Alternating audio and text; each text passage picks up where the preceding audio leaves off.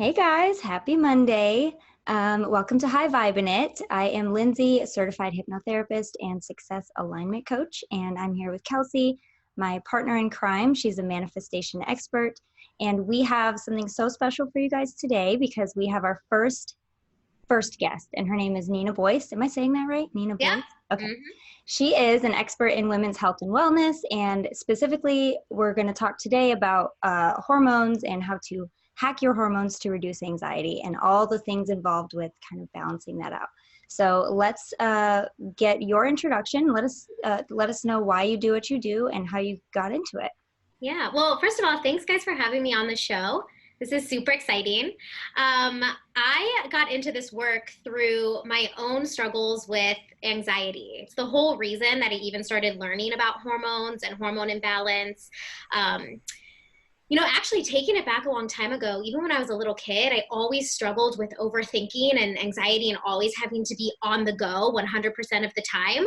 And I didn't really think much about it, just that I was kind of that kind of kid. I just had to always be on the go, and I overthought things and worried about things that other kids didn't worry about. But it wasn't until I really got into college and graduated and started working full time that the anxiety got worse. And so at that point in my life, I was a choir director. So I actually taught choir for 7 years, middle school choir. Wow. I was teaching at 2 buildings. I had over 550 kids in my choir programs. I had 7 programs, 7 choirs. I was teaching show choir. I was doing show choir competitions. I was getting a master's degree. I was planning a choir tour to New York City. I was just putting so much onto my plate. And eventually my body started to get angry with me. And I noticed I was having uncontrollable anxiety, chronic fatigue. I was breaking out terrible acne. I was missing my period. I was spotting inconsistently, all of these things that I never had to deal with before. And it got to this point where the anxiety was so bad that I wasn't really able to function.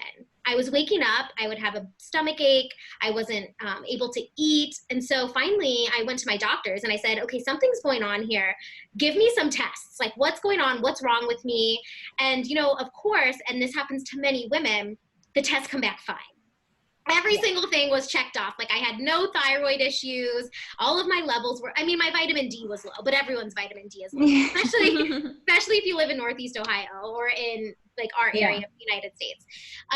And then I went to my gynecologist and I said, can you tell me what's going on with my period? I'm inconsistent. I have terrible PMS, painful periods and cramping. And she just said, well, the only thing we can do is put you on birth control. So my doctor told me to get on anxiety medicine, and my gynecologist told me to get on birth control. And I just had this really deeply rooted belief that this wasn't the answer for me at this moment. Not that anything is wrong with either of those methods, right?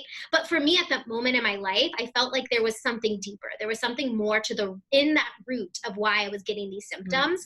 So I dove into this work on my own. And that's kind of what set me off, and I got my certification. I ended up quitting my job, so I'm no longer a middle school choir teacher, although I did love it, so it wasn't really the job. And here I am, coaching women on hormonal health. Yay! So I cool. love that story. Yeah. It's so funny because, sorry, go ahead, Linz. Well, I was just going to say, so it sounds like reminiscent of you want something done right, you got to do it yourself. Oh, yeah. That's how I was like, if this is my passion, why wouldn't I just teach myself how to do it and help others with it, instead of just trying to navigate by yourself. You get to use your voice to help others who may resonate with your story. And I'm sure a lot of people do. Before you finished your sentences, I knew where you were going. I've never met you before today. Let's just be clear. I think you're wonderful. And I was so excited to talk to you. But that just speaks to like how common this stuff is, right? Like 100%. You go to the doctor, they want to put you on medication. You go to or birth control or anxiety medication, just like that. Like I knew that was coming. And it might be great for one person, but like you said, it wasn't right for you. And I didn't really ever feel like it was right for me either. But I did it anyway. So I'm glad that you found another way and actually are using it to educate people, because we want to trust our doctors. I didn't know any better. But that voice inside of you did, huh? Yeah. And here's the thing. Our doctors aren't bad people, right? That's what they learned. Absolutely. That's what they learned. And they went through school and they learned about how drugs can heal the body. And also, if you have a trauma or a serious injury or something, a serious disease, like absolutely, you need to go to your gynecologist, you need to go to your doctors, and you need to get things done. But where the traditional medical world is failing us is with chronic conditions. Yeah. So PMS, chronic fatigue, autoimmunity, all of these things that are popping up now and are more prevalent than they were ever before, our doctors are kind of failing us. And it's because they're not really looking into individuals and seeing, well, what's really going on with their nutrition, with their lifestyle, with their stress levels, with their energy. You guys know a lot about that, with their energetic body, with their spirituality. What can we do to address them? Because a pill's just going to mask it, right? It's just a Band-Aid. So yeah, I had to go into this work. I knew that there was an answer, and I'm really glad that I did, because so many women are in the same boat, and men, but I focus on women. Yeah, I mean, we all have hormones, right? But I think because women have these hormonal cycles, actually, do men have hormonal cycles too, or there's more steady? Because from an outsider's perspective looking in, it seems like men have maybe more steady hormones, and ours are like always fluctuating throughout the month, so it makes it a little more tumultuous for us. Yeah, totally. Men have like a steady, like when you think about birth control, actually, this is a good way to think about it.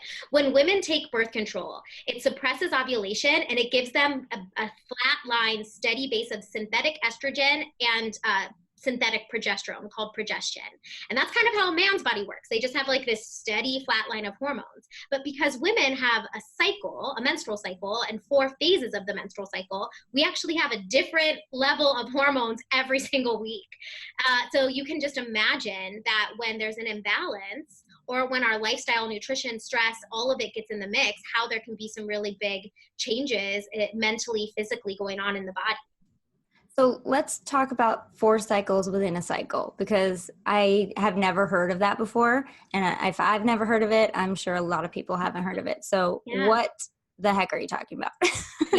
Okay. So of course, whether or not you want to get pregnant, your body is preparing you for pregnancy every single month, right? If you want it or if you don't, that's what our body's meant to do. So we have 4 different weeks, phases in our menstrual cycle. So the first one is called our follicular phase. And this is where your estrogen, have you guys heard of estrogen and progesterone? Those are pretty common.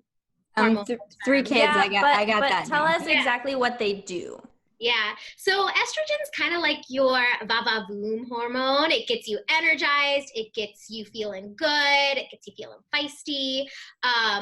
And that is what's starting to ramp up and rise during that first phase of your cycle. So the follicular phase. It's also helping to develop the follicles that will later release an egg at ovulation. So your estrogen's ramping up, your energy's increasing, you're feeling good. Your brain is getting the signal from your ovaries to your brain that as your estrogen rises, it's going to get ready to release a hormone called follicle stimulating hormone, which is going to grow the follicle that your egg's housed in. And as your estrogen peaks right before ovulation, your brain gets a signal to release something called luteinizing hormone. So as your estrogen peaks, it goes, oh, hey, luteinizing hormone, go do your thing. And that's when you ovulate. That's when the egg is released. And that's the second phase of your cycle, purely ovulation, which is only 1 day. And also, fun fact, just I have to interject this because women don't know this. You can only get pregnant about 5 to 6 days of your whole period, your whole monthly cycle. I did know that. Yeah. You have a baby, so you probably do know that. I have 3 babies. The last 2, I calculated that ish like every single day, moment to moment, because I did not want to mess it up. So yeah, because if you don't, then you have to wait a whole other month for it to happen again. And I'm a very impatient person, so I just went above and beyond calculating and like, okay, this is the day. And there's some really good apps out there to help you not only with your period cycle but with your ovulation cycle. They're amazing. Yeah, I have a couple apps I'm using right now, and I take my basal body temperature because I'm not on birth control and I'm not ready to have a family yet. So I do a couple of things like tracking my cervical mucus. I know that sounds gross, but it's one of the things. And tracking, you gotta do it. You gotta do it. And tracking your basal body temperature, which is your morning temperature. And obviously, once your temperature spikes, that's when you know you've ovulated. And so mine spiked this morning. Guys, I just ovulated. Hey. Woo! Fertile Myrtle over here. Yeah, right. Fertile Myrtle. And then tomorrow I will not be able to get pregnant. So I'm going to be heading into the third phase of my cycle. Perfect timing for this conversation. Tomorrow, which is the luteal phase. And that's when estrogen starts to ramp down. So estrogen's like your girl during the first half of your cycle. Second half of your cycle, progesterone takes over. So progesterone is rising, and it's doing this for a couple of reasons. One is because if you are going to get pregnant, it helps you sustain a pregnancy by thickening your uterine lining and making it really nice and I don't know the right word, but able for that egg to attach and nurturing, I guess, is the word. Yeah. Velcro, like sticky Velcro. Like making it all Velcro-y. Sorry to any guys that are listening in and didn't know what the show is about today. So they were like, you'll learn something. Don't worry about it. It's good to know about your woman, right? And know what they're going through. And here's another piece of it is, you know, like we said, estrogen is sort of that va-va-voom energy making you feel really good. When it peaks at ovulation, and so does testosterone. Girls do have testosterone, just not as much as men. That's when your sex drive increases. So it kind of like adds all of this to your mood and your energy. But anyway, in the luteal phase, so that third phase of your cycle, progesterone is what makes you feel calm. It's what makes you feel cozy. You feel a little bit more relaxed, and you want to do different things during this phase of your cycle too. You want to take like walks. You want to really sit down with your journal, read a book. You're feeling super calm, except if you have low progesterone. And then, you know, we get into some of those imbalances. But after the luteal phase, if you aren't pregnant, then your uterine lining is going to shed and you're going to have a period, and we head into the final phase, which is your menstrual cycle, which we all know, and that's when your hormones are at their lowest point. So lowest progesterone, lowest estrogen levels, and that's why you might feel those PMS symptoms too at that time. It's like withdrawal from all that's of the when shit hits the fan. Yeah, exactly. That's it. And I now that you're speaking it and like explaining it, some of these words do actually sound quite familiar, but the way that you're explaining it to me makes it make total sense that it never really had before. But yeah, it is kind of like you're feeling all these hormones and then that drastic and dramatic.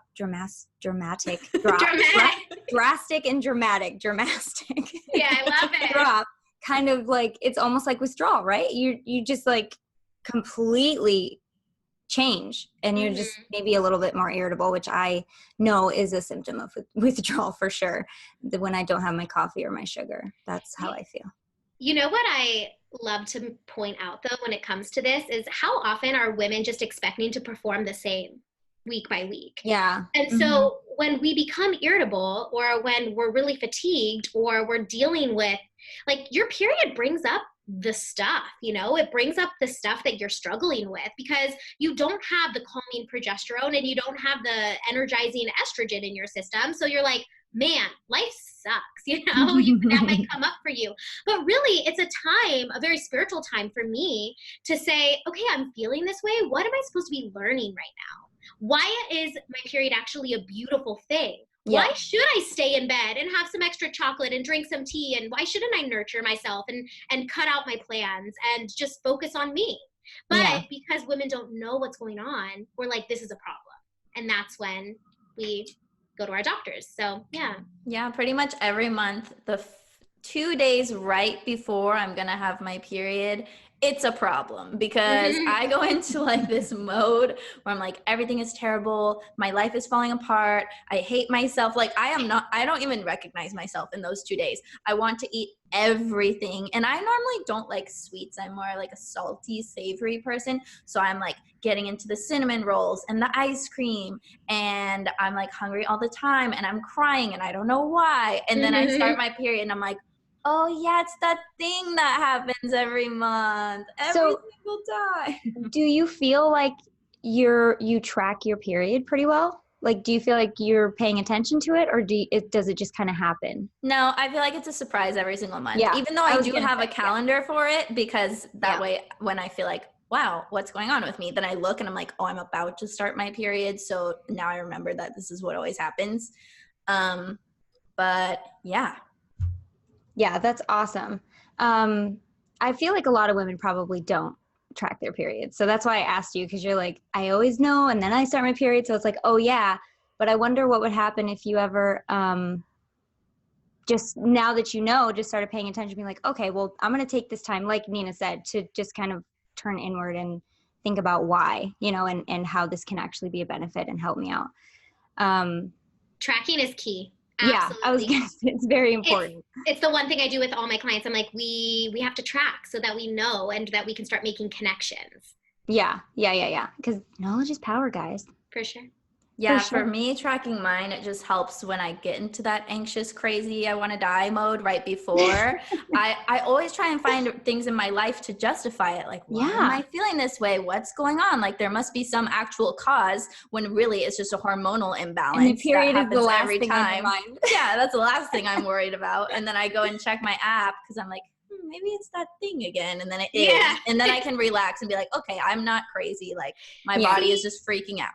Isn't that the thing, though? You're able to then say, I'm not crazy, but how many women don't know? And so they just think, because I have PMS, is what we label it, or PMDD, I'm crazy, something's wrong with me. Nothing's wrong with you, girl. You're just about to have your period. And this is a beautiful thing, and we can actually celebrate our periods, which is what I'm here to help people do. Let's celebrate it. Yeah. So, and right before the call, I was like, guys, I haven't had a period in 3 years because I'm nursing my son. And which is normal. Like, well, and I was like celebrating it, as I'm sure most people would. It's just an inconvenience, but I do totally get on board with that idea that there is definitely, there's a reason why this happens, not just biologically, but emotionally, spiritually. Like as a woman, it's so empowering to know that we can look for the benefits and what actually the gift that it is. Mm-hmm. Whether or not, go ahead. I'm sorry. I was going to say whether or not you want to have a baby too. And that's something I like to point out. I mean, yes, that's why your cycle is here, but also like use the cycle to your advantage. Use like your follicular phase to do all of your best planning and to go out and to do all of the things. Use your ovulation to like dress up in something sexy and like have a great night.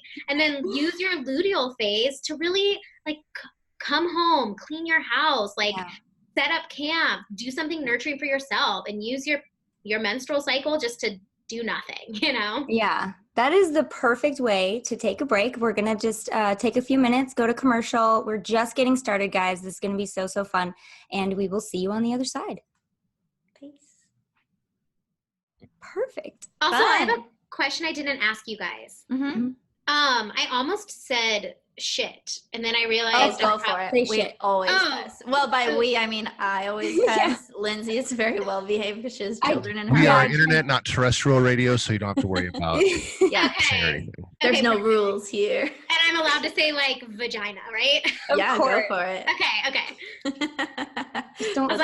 Just don't say the C word. I can't. Ooh, no. Yeah, no. That word has a really like yucky vibration. It really does. Ugh. Yeah, it's not a good word. No, don't worry. A great one.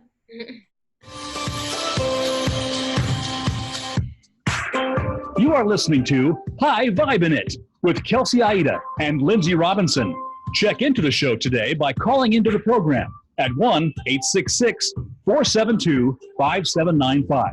That's 1-866-472-5795. Or send an email to hi.vibin.it.show@gmail.com. That's hi.vibin.it.show@gmail.com. Now, back to the show.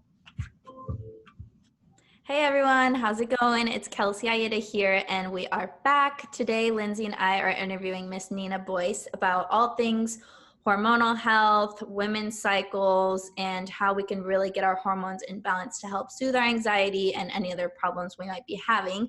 Obviously, we only have an hour, so we're getting in as much information as we can. And also, we have a caller on the line named Jennifer. So Jennifer, we would love to hear if you have a question for us, and we can kind of dive into it and help you. Great. I do have a question. Hi, how's it going? What's your question? Good, thanks. So I am in my 40s, and I'm finally coming around where I think it's time for me to have a baby. I know it's late in life, but I've always been a late bloomer. And friends have told me about taking your basal temperature and take it at the same time each day and things like that. But somebody actually told me recently that taking a rectal temperature is more accurate. What do you ladies know about that? Okay, this is a question for Nina, so go ahead. I missed, did you say taking a what temperature? I missed the second half. I'm sorry? Did you say a rectal temperature? Yes, that's what friends have told me. Yeah, so you absolutely can. I use an app called Daisy, and it's a tracker. It's just a high, what's the word? It's a very, very specific technological thermometer, and I do it under my tongue, and it's just as accurate as if I were to do it the other way. So I think as long as you have a thermometer that is made for tracking basal body temperature, because you have to really check those tenths of a degree, that you're going to be fine. If you use like a normal thermometer, it might not be as accurate and as detailed as what you want. But if you go to even Google, you can search up basal body temperature thermometers, and you can probably find a pretty good one. I would just say looking at the reviews would be your best bet. But under the tongue or rectally is okay. Okay. All right. Great. Thanks for the advice, ladies. Yeah, Thanks, have a good Jennifer. one. I'm sending you super strong baby vibes. Hope it happens. Manifest that baby. Good luck. Thank you. Have a good day. You too. Wow, that was so fun. Guys, if you have a question, call us. We would love to hear them. And Nina is super smart in this area. So yeah, and that was a really good question, because I have heard too that it is more what's the word? Accurate to use your rectal temperature, but obviously not everyone wants to do that because it can be like weird. You and just said rectal and butt in the same sentence. I totally did. And I would not be me if I didn't point that out. So that was hilarious. It's funny that she asked that, because I just did a podcast recording myself with a guest, and we were talking all about tracking your basal body temperature. And I think I asked that question. I was like, what's better? Yeah. And she said, and I'm not here, like I'm not sponsored by the Daisy app, but I really love the device. And she's like, you can do either.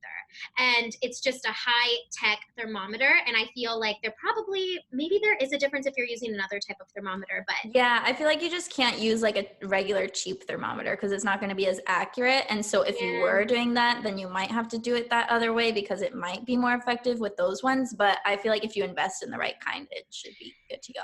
Yeah, and I just want to put this out there. I'm not a doctor, right? So if you really want to make sure you're getting this accurate advice, go talk to your gynecologist. That's what they're there for, right? This is the information I know and what I've researched, but always do your own research. Always go to multiple experts and see what their opinion is. Yeah, fantastic question though. I love it.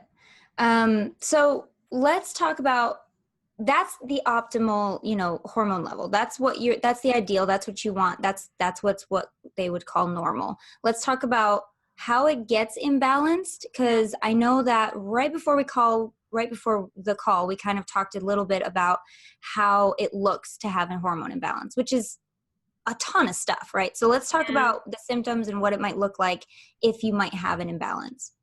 Yeah, so there's so many different signs and symptoms, and the frustrating thing is they can overlap with a lot of things. So if your body is out of balance in general, you might be dealing with some of these symptoms, but if you're a woman, there's a high chance that these symptoms are going to then affect your hormones. So if you're dealing with chronic fatigue, so if you feel like you wake up and you are just tired, you cannot get out of bed unless you have that cup of coffee, or if you're struggling with highs and lows in energy throughout the day, especially in the afternoon, that's usually due to blood sugar drops and highs and lows. So energy, chronic fatigue, anxiety, depression. Sometimes, it's not just a circumstance in your life. Sometimes it's your hormones, that you don't have the right amount of estrogen or progesterone in your system. Like I said, progesterone is your calming hormone. So if you're dealing with low progesterone, you might also be struggling with anxiety. Estrogen gives you that energy. It gives you that zest for life. If you do not have enough estrogen in your system, or the right amount of estrogen in your system, you might be struggling with depression, right? So mental health comes into play. Skin is a big one. So chin acne specifically. So if you have a lot of acne around your chin and your jawline, cystic acne, That's usually hormonal. Oh gosh, PMS. So if you have painful periods, let's just put this out here right now. If you have painful periods, that is not normal. If you have to take an ibuprofen or Advil before your period starts or you're getting cramps, that's probably due to an imbalance. A little bit of pain is okay. Your body's working, right? There's things going on down there. But if you're consistently dealing with pain, that's an issue. Of course, if you're dealing with something more serious like endometriosis, which is when you have parts of your uterine lining that get dispersed in other areas down by your uterus and your bowels, that can cause a lot of pain, or PCOS, which we don't have to get into the specifics, but that's an imbalance in your testosterone levels, your androgen levels, and your blood sugar. So you'll notice like weight gain in that case. If you're carrying a lot of midsection weight, that can be due to cortisol levels, hormone levels, or even something as serious as PCOS. So as you're listing these symptoms, like I know somebody in every category that I'm like, oh, well, that would be why she has this. And I swear in this moment, I am actually asking for a friend, but it's not me. But I do have one that does apply to me. I'm so tired all the time. And I feel like I've always just shoved it off as like, well, I have 3 sons. Of course you're tired. Yeah. But I also read somewhere that like women need more sleep in general than men. I don't know if you know anything about that, but I would imagine, since there's something going on in our ecosystems literally all the time, it takes a lot of energy and running around after 3 humans. But what would you say to somebody who's just like, oh, I'm just so tired all the time? Because I do love my coffee. I really love my coffee. Yeah, so there's a couple of different things. If you are tired all the time, we really have to look at it and zoom out and look at it holistically, right? First of all, you have 3 boys. Of course, yes, you're right. You're going to be tired. There's going to be, that's like a lifestyle thing that you can't change. Okay, good. So I was thinking like, well, how much of this is actually 3 tiny humans, but how much of it might be able to be helped? And also, I am nursing, so I don't even know what I can do if I wanted to, you know? Well, nursing takes a lot out of you, right? Nutritionally and energetically, it takes a lot out of you, plus your sleep. I don't know if you're still waking up in the night to nurse. Oh, yeah. So let's all take this into account, right? So now, what are you going to do to support your body? Well, the first thing you can do, and this is what I tell every single client that works with me, it's the first thing we start with, is how do you feed yourself to support your hormones? And the way you do that is by getting quality organic protein. And there's a number of reasons why you want to eat organic, grass-fed, free-range protein if you're an animal eater. Because, of course, antibiotics and excess hormones and toxins, right, in conventionally raised meat, but getting quality protein, because protein is what's going to give you energy. So that's the first. And then the second is getting quality fat. And that's something that a lot of us have strayed away from. How many people think fat makes you fat, right? I love fat. Yes, praise fat, right?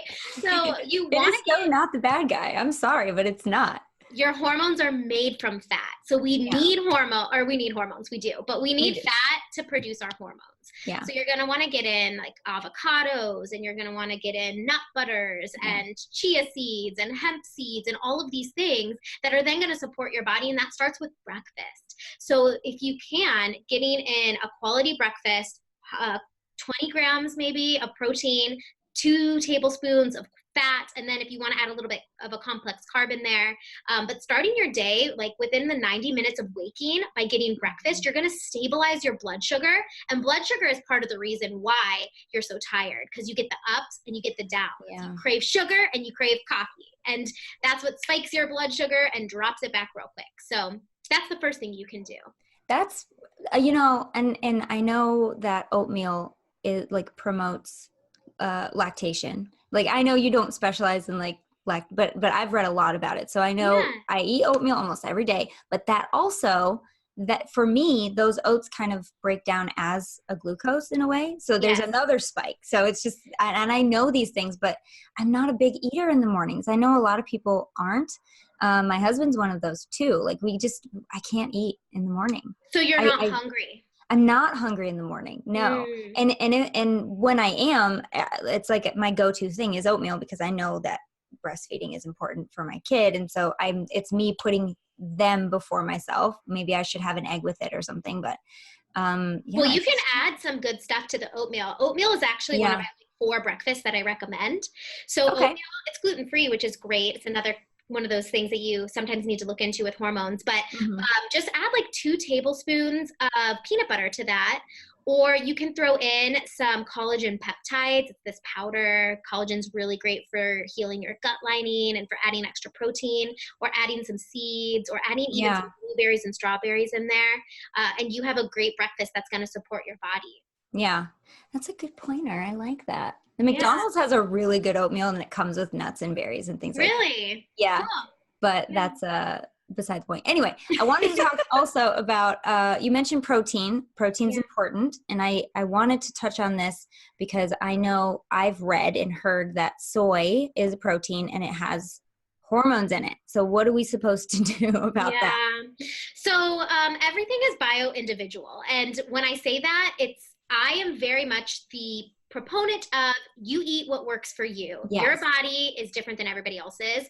But overall, soy is, number one, really genetically modified and super, super processed. And anything that's overly processed is not going to be recognized by your body.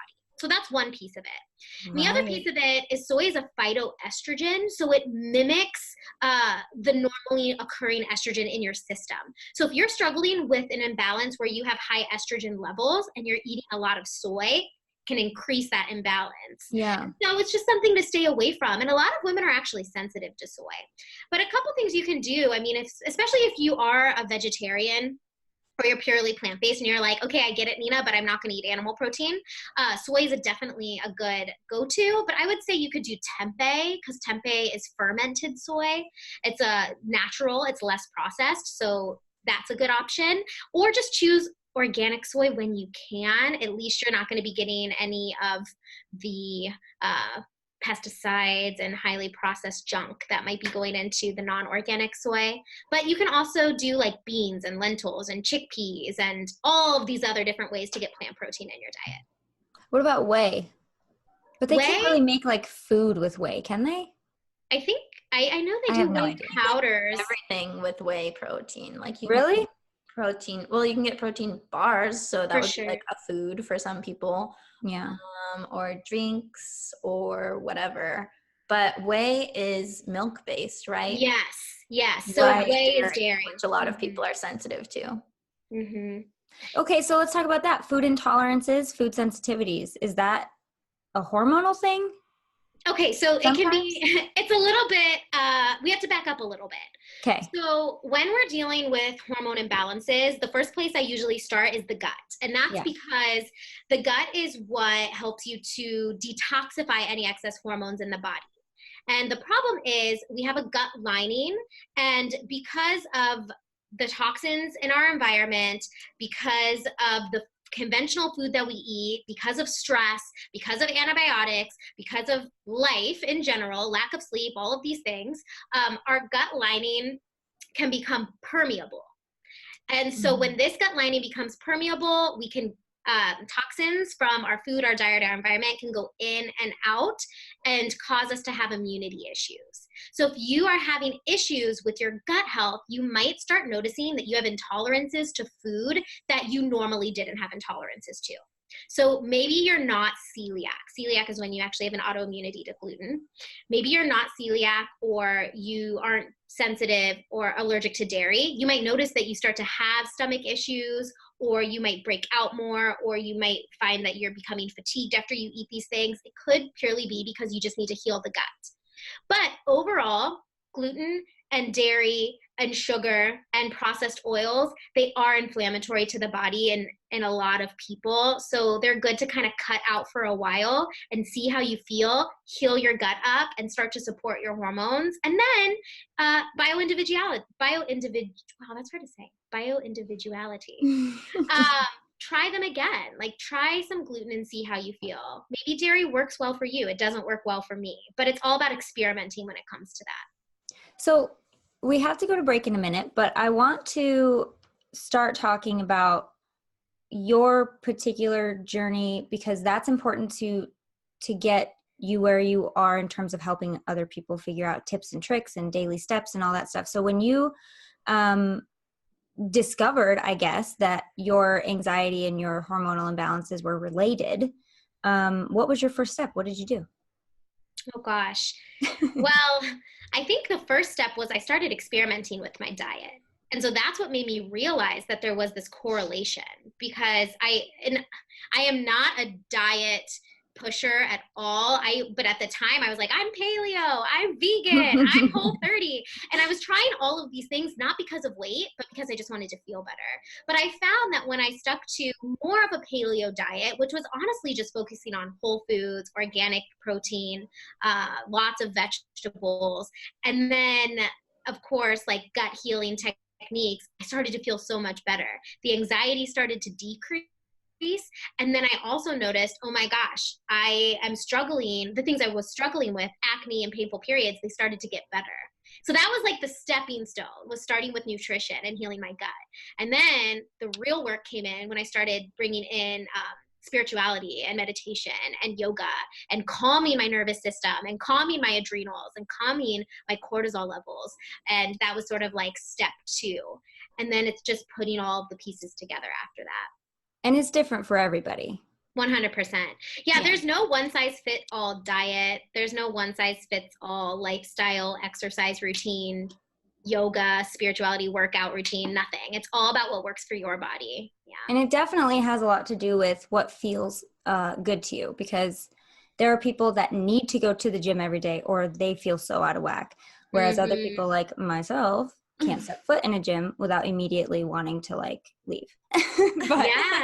But you know, I can do home routines. I can do yoga. I can do things physically, go for walks, go for runs, things like that feel good to me. So I think the fact that you said bio-individuality is right. Is that the word you used? Bio-individuality, yeah. Yeah, is the same as individuality. You know, there's no practice that will work for everyone. It's just about finding that thing, you know, that works for you the best. Which is perfect. And we'll get more into that because now we're moving into the anxiety part of it and how to figure that out. Tips that you can give people who are listening who maybe have anxiety or hormone issues that can help them starting today. What do you think? Yeah, I'm excited. Yeah, I'm excited. So we'll see you on the other side of the break, and we'll be right back. Yeah, this is all so interesting for me. I've never really had any food sensitivities, so I can't like relate to a lot of these issues, but I do know that when I was younger and I was eating so much pasta, I was always tired because all I ate was carbs. Yeah. I never ate protein. I never ate vegetables. Like that was all I would eat because I was so picky. And that's been like my lifelong curse. He won't eat anything that's green. It's such a struggle. Make him green juice that tastes like apple juice. That's what I do. To this day, I'm still like a 5-year-old. Like we buy these little like food pouches. They're like, it's like mixed baby food, but in a squeezable pouch, and it's got like apple and spinach is one, and like it's always got a fruit and a vegetable, and I just throw one at him and he tears it open like a wild animal. But, you know, whatever works until he's old enough to get spanked. No, I'm just kidding. I mean, I pretty much have to drink all my vegetables even to this day. I mean, okay, good. I'm glad I eat a salad, but that's how I get it into my body. Yeah, and you're old enough to know that you need it, but you still don't want to eat it. Ooh, yeah. You need it, but you won't eat it. That's the thing. I know that it was like a rap when you said it. Look at that rhyme. I know. Mom's got skills. Oh, that's funny. I feel bad that I all right, we're going to be coming back here in just a couple seconds. At 1-866-472-5795. That's 1-866-472-5795. Or send an email to high.vibin.it.show@gmail.com. Now, back to the show. Hey guys, we are back here with Nina Boyce. She is a women's health and wellness expert talking to us about, you know, hormones, hacking them, getting rid of anxiety, healing, all kinds of stuff, right? With just getting your hormones on an even level and in a way that feels good to you. We were talking right before the break about how to, you know, practical steps and tips to get that on track. So let's just jump right back in. What are some ways we can figure this stuff out for ourselves and then even more importantly, fix it? Yeah. Well, like I said before, the first thing I would have anybody do is to start with balancing their blood sugar and by getting the proper nutrients into their diet. So by prioritizing those quality proteins and quality fats is going to be key, and complex carbs. So feeding your body as whole food as you can, right? So food that comes in a box, if you can't recognize the labels, your body probably can't recognize it either. So that's one really good test. And then buying things that are like one ingredient, right? So buying your vegetable, buying your fruit, buying that protein, whether it be plant-based or animal-based, and getting creative. There are so many resources out there that you can make super delicious stuff, and it doesn't have to be as complicated as we think it is. Well, the rule of thumb, I've heard this, 2 different people had the best tips for shopping that I've ever heard. And the first one is, if it's on the inside of the store, like if we picture the store as a square, if it's on the inside aisles, it's probably crap. You know, if you're on the outside aisles, that's where the fruits and the vegetables and the meats and stuff are, and anything on the inside is probably more packaged. The other thing was, if there's a commercial for it, it's probably crap, which is so funny because you can't think of a commercial for apples. There's no commercial for like corn unless it's canned by a company who probably changes it, you know, in the process. But I love that one. If there's a commercial for it. Ooh, I've never heard that. I'm stealing that. I'm going to be using that. I like those general rules of thumb because I feel like it's really not our place to tell people exactly what to eat because like you said, everyone has different bodily functions, different intolerances.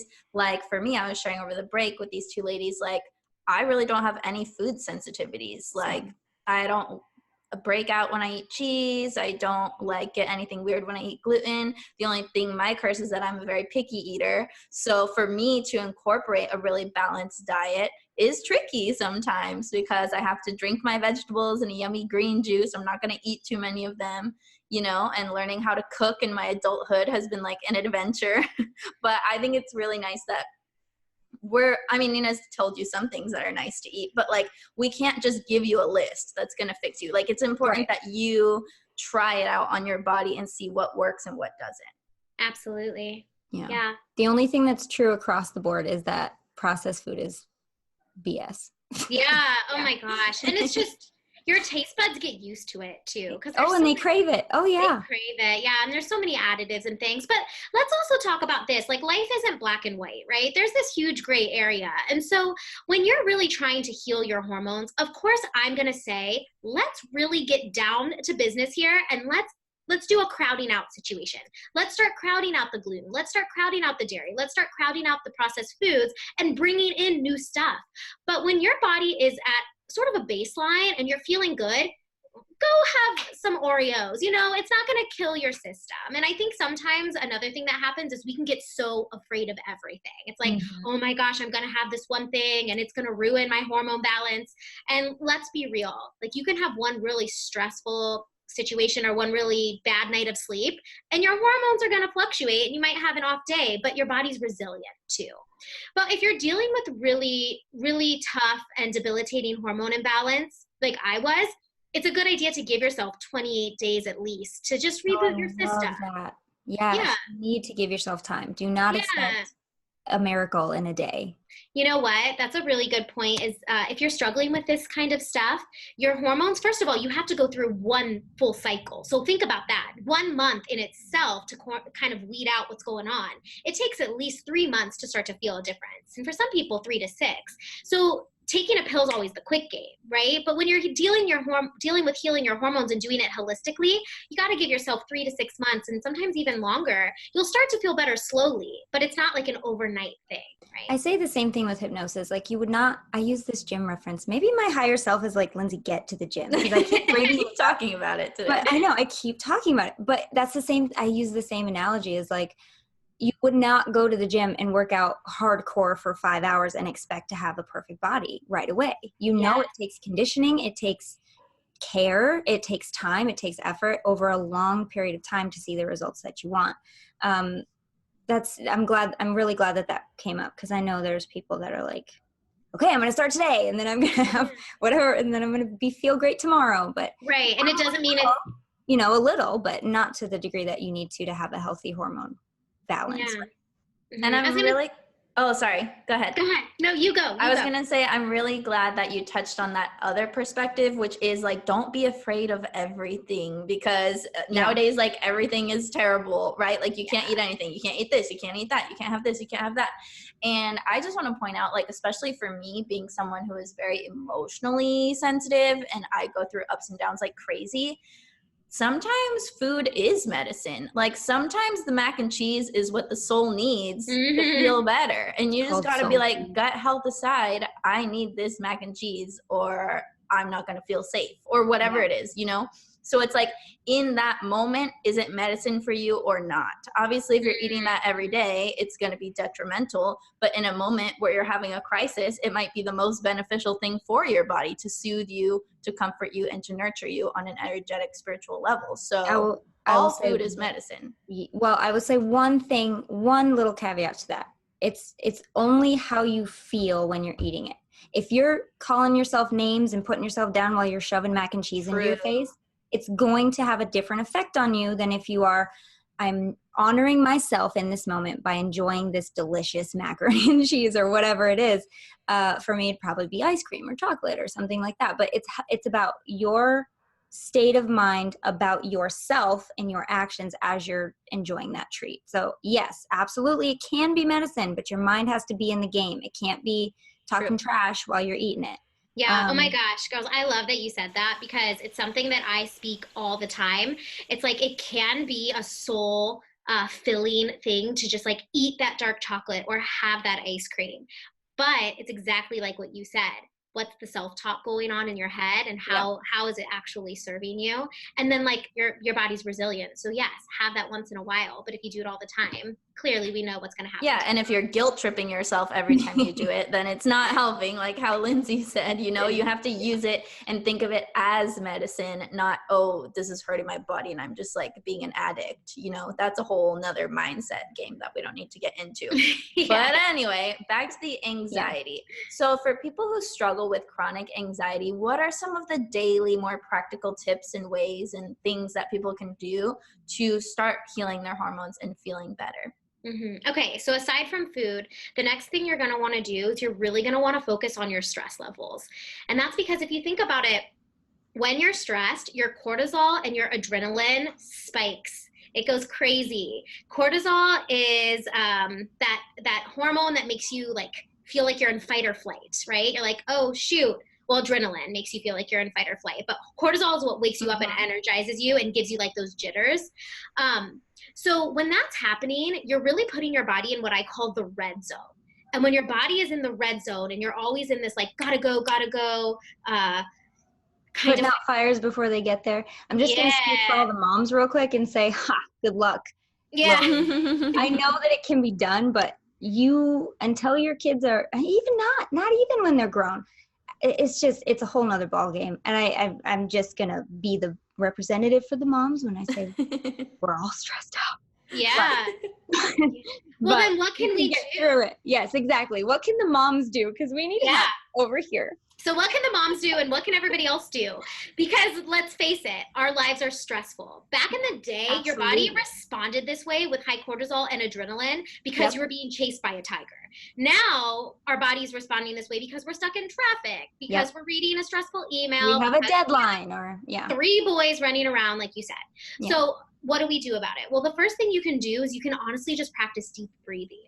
Like that is one way that you can switch your body's nervous system from the red zone to a calm, parasympathetic state. And so do that by breathing, like putting your hand on your heart, putting your hand on your belly, breathing in deeply for 4 and out, breathing in deeply for 4 and out for 6, calm the body naturally. You can also do that, of course, by taking a moment and like scheduling a yoga class, or taking a moment and just like sitting in your closet by yourself and turning on some calming music. If you don't have time to schedule a yoga class or do a 30-minute meditation, you can do these calming techniques in like 2 to 3 minutes and it's going to help. Yes, absolutely. It's like an instant signal to the body that, okay, we can relax for a second. It's fine. Yeah. And then you can think clearer, all that kind of good stuff. Mm-hmm. Okay. So we're deep breathing. what else can we do once we've got that down? The other thing I would suggest, and this is a lot of the mind work, and I feel like you two know a lot about this as well, but a lot of it comes with just focusing on, what's the lens you're looking through when you're living your life. So are you constantly talking down to yourself? Are you constantly speaking in a negative lens? Do you feel safe? Do you feel grounded? And starting to become aware of that. Because when it comes to anxiety, I noticed that I honestly was I was looking at the world in kind of this negative sense. Like, oh my gosh, all of this is happening to me, or I have so much to do, or I don't have enough time. And really, we all have the same amount of time in a day. It's just about how we're looking at it. And also, we're perfectionists. Women want to do everything perfect. So the stress that we're saying, I need to be the best mom. I need to get all of these things done on my to-do list. I need to feel this way. I need to get everything done while you're on your period. You have to start to break down those conditions that you've built around your life and the story that you've created for yourself. So starting to become aware of what are your thoughts, and maybe you don't have to achieve every single thing you put on your to-do list. And maybe why are you being so hard on yourself? You'll never get it done. You'll never get it done. So just do what you can. That's the second thing. And again, this is going to be hard, I know, for some people, and especially moms, but if you can try and get in 7 to 8 hours of sleep, you're probably looking at me like I want to punch you. But if you can there are people that still get 8 hours of sleep. What is that? Yeah. If you can do that and get in 7 to 8 hours of sleep, I mean, your body, that's when your body does a lot of its detox work. It's true. It's like a vacuum cleaner. Yeah. It's like a vacuum cleaner. It's helping to cleanse out the body. So sleeping is going to really, really help your stress levels and your hormones. But again, there's things like ashwagandha and reishi, which are some mushrooms, or some chamomile tea. Let's talk about herbs for I'm gonna go to the store and get some mushrooms real quick, but, but we do need to talk about herbs, and we also need to talk about your gift for everybody before we close. So let's make it quick, but I do want to talk about both of those things. So herbs. Yeah, so I know for me, I've been taking a lot of lemon balm as a tincture, and that's been so helpful for my anxiety and calming my nervous system. Also, I've been taking holy basil as a tincture, and that's been really helpful. Oh, fantastic. Mm-hmm. What about you, Nina? I was just going to say, this is the queen of all calming supplements, magnesium. So yes. Okay. I'm glad that you said that. Oh my holy moly. So I just got some magnesium for my niece who has some gut issues as well. And she says it helps better than anything she's ever tried in her life. It is amazing. Tell us about your freebie. Guys, if you want to reach out to Nina, she's fantastic. I love her already. But she can give you so many more individualized tips, if I'm correct, about what you can do to increase this hormone balance and change your lifestyle for the better. But tell us about your freebie. Yeah. So I have a 14-day gut reboot. So this is, again, like I said, the first place I start with my clients, and that's just revamping your diet. And so in this reboot, I give you the things that you want to quote unquote eliminate or crowd out or experiment with, if you will, taking out of your diet, the foods that are really going to serve your body well. And then also I give you kind of like a template for what to have for breakfast if you want to start your day off with a good quality breakfast. So how you can start the process of rebooting that gut and starting to balance your hormones, which you can get on my website.